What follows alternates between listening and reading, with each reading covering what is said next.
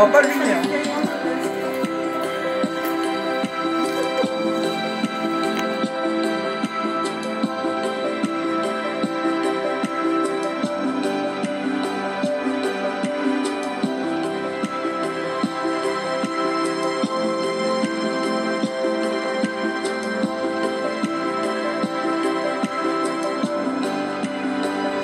Alors un aven, qu'est-ce que c'est? C'est en fait l'effondrement successif des couches de calcaire du plafond de la caverne. Donc ils s'effondrent successivement jusqu'à gratter jusqu'à la surface en fait. Et ça forme un puits vertical, donc qu'on appelle aven. Bienvenue dans la première salle de la forestière. Alors ici déjà on a une très riche présence de concrétion. On a les stalagmites qui montent, donc qui partent du sol.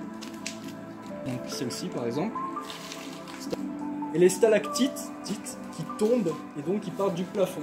Vous pouvez voir deux couleurs dominantes dans la grotte. On a le blanc évidemment causé par le calcaire. D'ailleurs on a une belle couleur calcaire ici. Et on a le rouge, orangé, marron dû à la présence de fer. Alors des effondrements il peut toujours y en avoir et il y en aura de toute façon, c'est prévu. Mais c'est prévu pour dans des milliers d'années, millions d'années. Je vous ai dit qu'il n'y avait jamais eu de présence humaine dans la veine de la forestière. Par contre, on a ici des ossements d'animaux de la région notamment.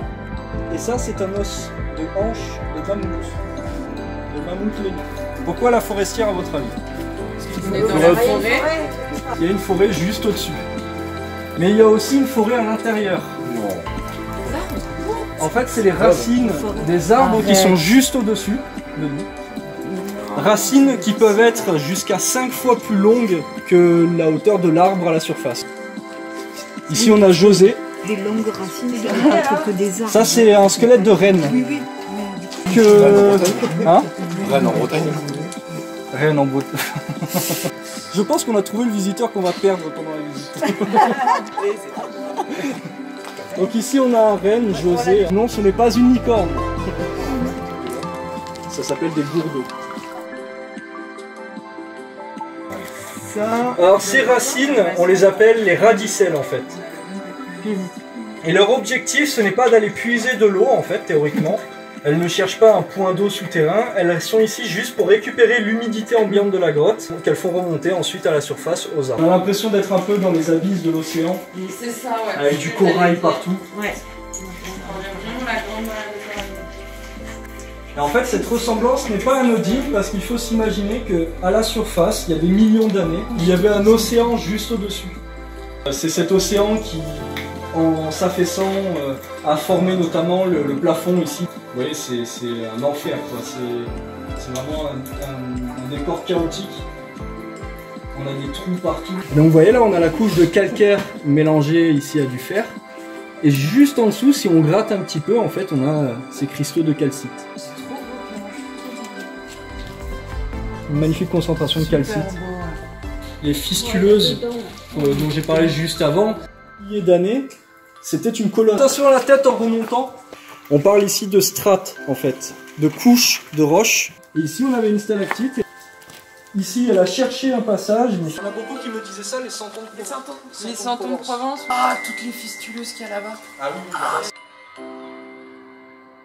Et donc, on a énormément de concrétions. C'est pour ça qu'ils sont totalement arrondis sur leurs extrémités. Alors, voici la plus grosse racine qu'on pourra voir sur la visite.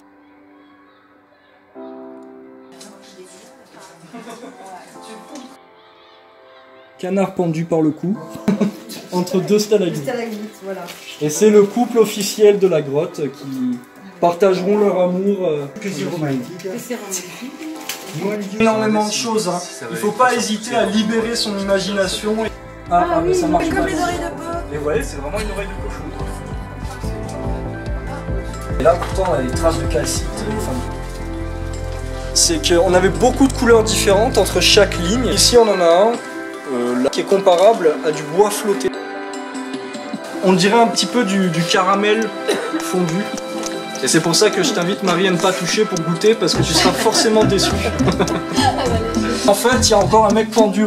Mais il est mort. On parle des guides qui sont restés enfermés dans la grotte. Ah, c'est les fameux. Et là, voilà, il y en a un qui est pas guides. remonté. Vous sentez les odeurs qu'on ressent? Et là, si on marche, je je faisais des visites, j'avais souvent des pipistrelles. Ah oui. Alors là, il n'y a pas les pipistrelles, mais voilà, quand je faisais des visites, je vous remercie tous pour votre attention. J'espère que la visite vous a plu et que vous n'hésiterez pas à reparler de la grotte autour de vous, à votre entourage, afin d'attirer un peu plus de visiteurs au sein de ce jour.